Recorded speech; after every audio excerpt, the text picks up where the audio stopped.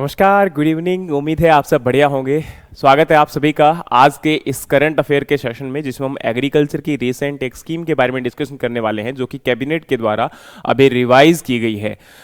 दोस्तों, आप लोग जानते होंगे कि national programme for dairy development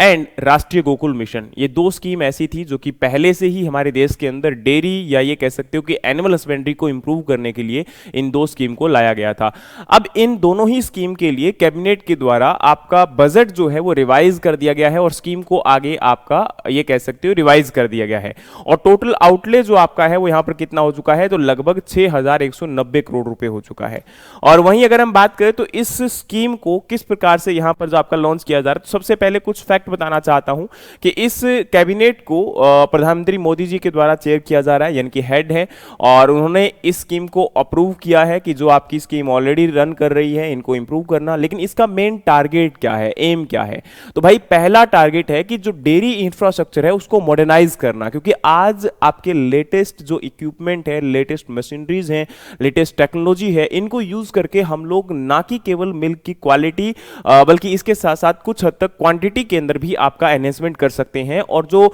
availability है मिल्क की वो आने वाले टाइम के अंदर इंक्रीज कर सकते हैं। और ये क्या कारण होता है, क्योंकि फार्मर के पास एक तो लैक ऑफ नॉलेज है और दूसरा लैक ऑफ बजट है। ये दोनों ही चीजें होती है जिसकी वजह से आपका फार्मर इन टेक्नोलॉजीज को अडॉप्ट नहीं कर पाता है। तो उस केस में फार्मर को हेल्प करने के लिए, गाइड करने के लिए इस बजट को यहां पर आपका लाया गया है। इसके साथ में ओवरऑल आपका मिल्क जो प्रोडक्शन है उसको इंक्रीज करना, क्योंकि आज अगर हम वर्ल्ड में बात करते हैं तो इंडिया की फर्स्ट रैंक है out of milk production, and that is due to possible क्योंकि आपके इंडिया के अंदर, यानी हमारे इंडिया के अंदर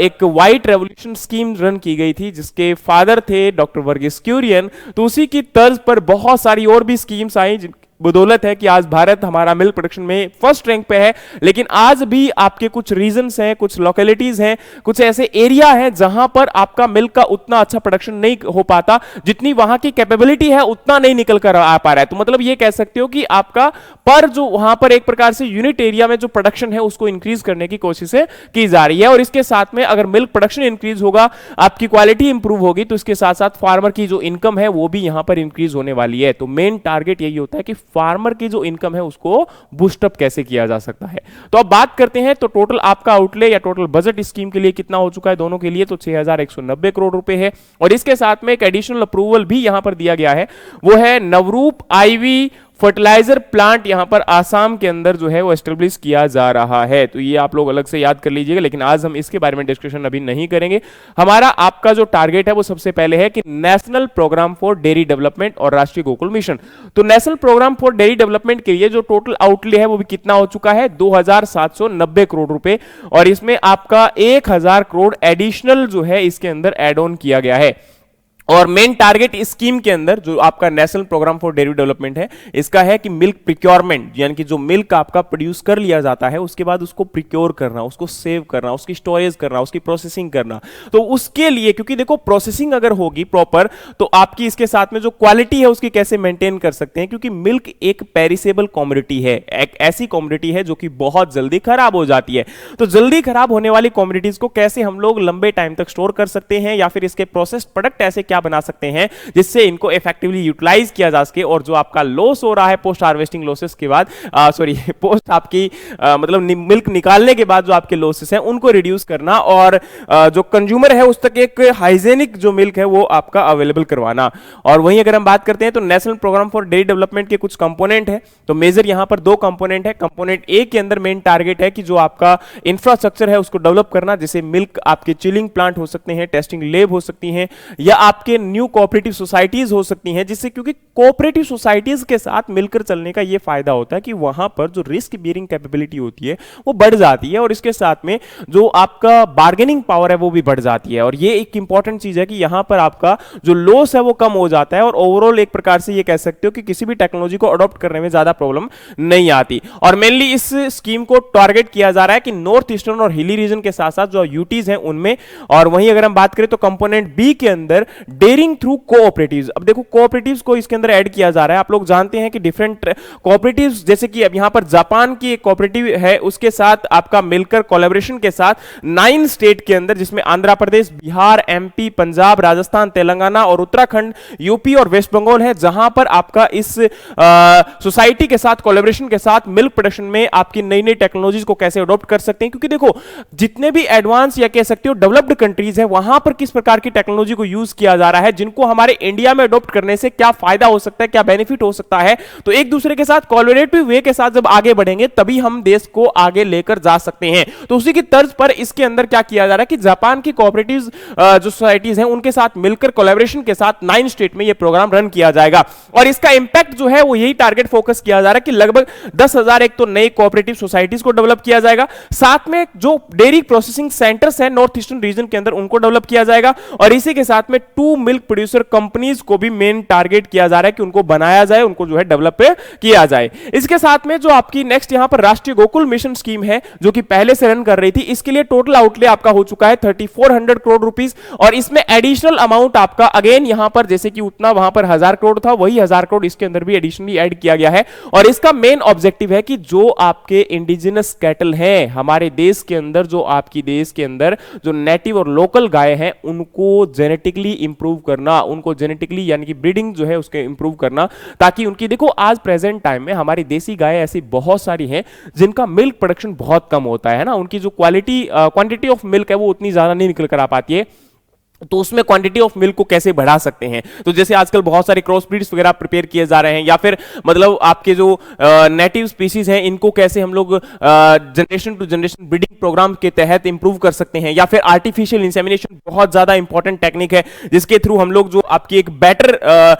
जो आपकी मदर है उससे यहां पर, या बेटर जो आपके फादर हैं उससे आपके जो है कैरेक्टर ट्रांसफर करके हम लोग जो है नेक्स्ट जनरेशन को इंप्रूव कर सकते हैं। तो इसमें मेनली आपके 35% एक तो कैपिटल असिस्टेंस दिया जाएगा, किसके लिए 30 हीफर जो रेयरिंग होती है। हीफर रेयरिंग सेंटर का मतलब होता है ऐसी गाय जो कि अभी तक बछड़े को या बच्चे को जन्म जिसने नहीं दिया है, या आने वाले टाइम के लिए जो बच्चे को जन्म देने वाली है। तो ऐसी जो मैच्योर गाय हैं,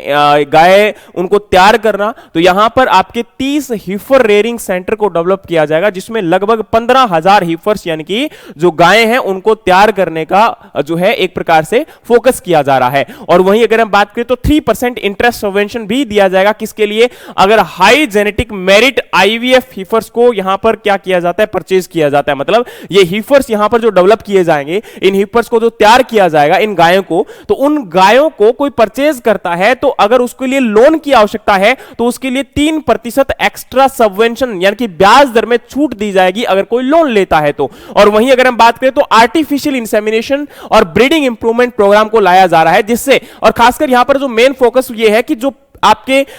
ऐसे 605 डिस्ट्रिक्ट्स को चूज किया गया है जहां पर आपका आर्टिफिशियल इंसेमिनेशन लेस देन 50% था, तो उस एरिया के अंदर अभी टारगेट किया जा रहा है कि कैसे हम लोग जो है फोकस कर सकते हैं और आर्टिफिशियल इंसेमिनेशन के द्वारा वहां पर आपका जो ब्रीड्स है उनको इंप्रूव किया जा सकता है। और नेक्स्ट हमारा टारगेट इसके अंदर है कि 8.39 करोड़ एनिमल्स को इसमें कवर किया जाएगा, जिससे आपके लगभग 5.5 करोड़ फार्मर को बेनिफिट मिलने वाला है। तो ये यहां पर इस स्कीम के इंपॉर्टेंट टारगेट थे और इसमें आपका व्हाइट रेवोल्यूशन 2.0 के नाम से इस मिशन को बोला जा रहा है। और इसका मेन टारगेट है कि डेयरी सेक्टर की एक सस्टेनेबल ग्रोथ क्रिएट करना, फार्मर्स की इनकम को इंक्रीज करना और एडिशनली एम्प्लॉयमेंट जनरेट करना, ताकि आपका जितना हो सकता है मैक्सिमम एम्प्लॉयमेंट अगर जनरेट होगा तो उससे फायदा यह होगा कि लोगों को रोजगार मिलेगा। देश की जो आपकी सस्टेनेबिलिटी है, एक आत्मनिर्भर भारत जिसको गवर्नमेंट का मेन टारगेट है बनाए जाने का, तो वो यहां पर फोकस किया जा सकता है। और इसके साथ में इंफ्रास्ट्रक्चर और जेनेटिक रिसर्च को इंप्रूव करने के साथ साथ में जो मॉडर्न टेक्नोलॉजीज हैं प्रोडक्टिविटी को बढ़ाने के लिए, इनको जो है आपका यूज करने के तर्ज पर जोर दिया जाएगा।